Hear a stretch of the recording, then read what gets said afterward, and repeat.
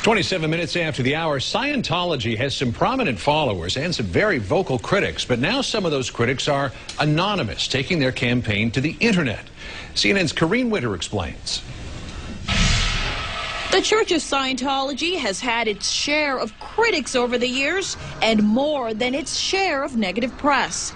The church has always fought back, but now the critics have harnessed a new platform, the internet, and Scientology may have a harder time defending itself. Reconnect!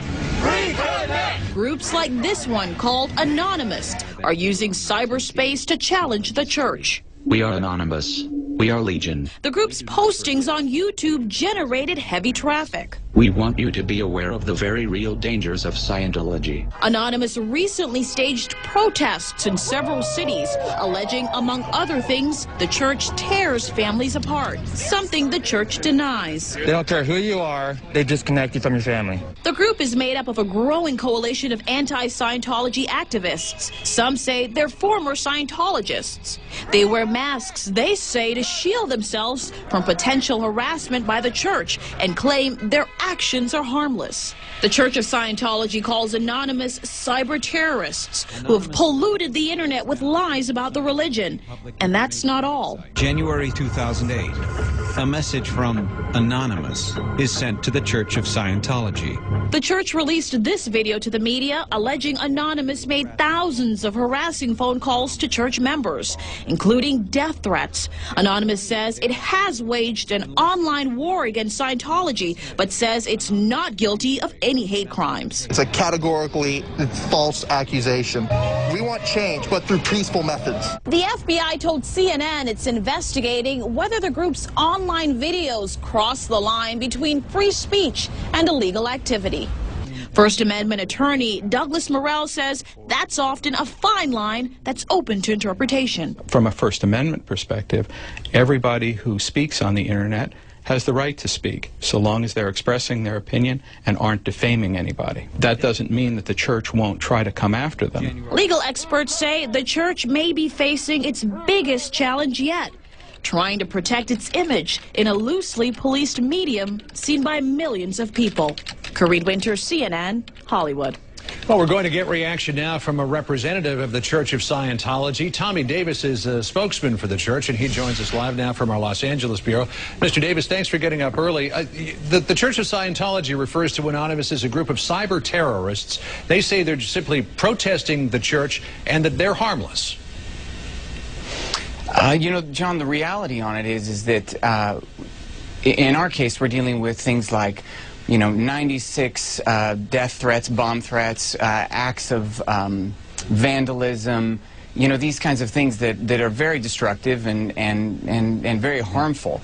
And we have to take measures on our part to ensure the protection of our facilities and our parishioners and their physical well-being as a general rule. When you're talking about this group and referring to them as cyber terrorists, these are the kind of people who, put together imagery intended to cause epileptic seizures and then hacking into the Epilepsy Foundation's website and throwing it up there, trying to cause people to have epileptic seizures. And they do these kinds of things for laughs, and they say this themselves. You are leveling these accusations at this group. The FBI, which is looking into it, says it has found nothing to connect this group Anonymous with what you're talking about, or death threats against members of the church. The FBI at this point says it has no reason to believe that charges would be leveled against this group. Well, I disagree, and that's definitely not the case. I mean, you talk to local law enforcement, you talk to the Justice Department, there are definitely ongoing investigations. But, really the issue is that these things happen, we report them to law enforcement, it's really in the hands of law enforcement to prosecute them for their hate crimes, and we leave it to them for that.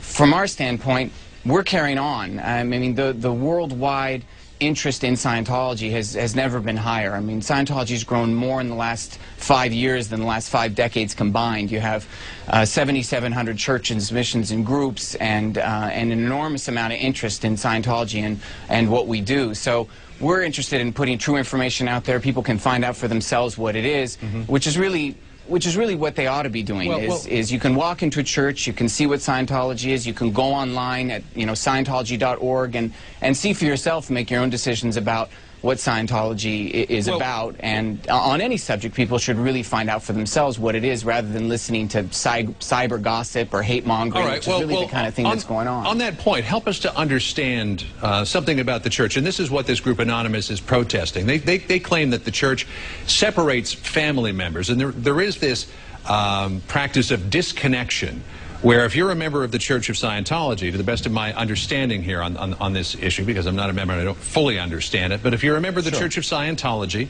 and someone in your family or a friend or your spouse is skeptical or critical of the Church of Scientology, you are supposed to disconnect yourself from that person. And Jenna Miscavige Hill, who is a niece of the church's leader, David Miscavige, says that happened to her, which is the reason she left the church a couple of years ago, and she now has a website bringing together former members of the Church of Scientology to talk about issues like this.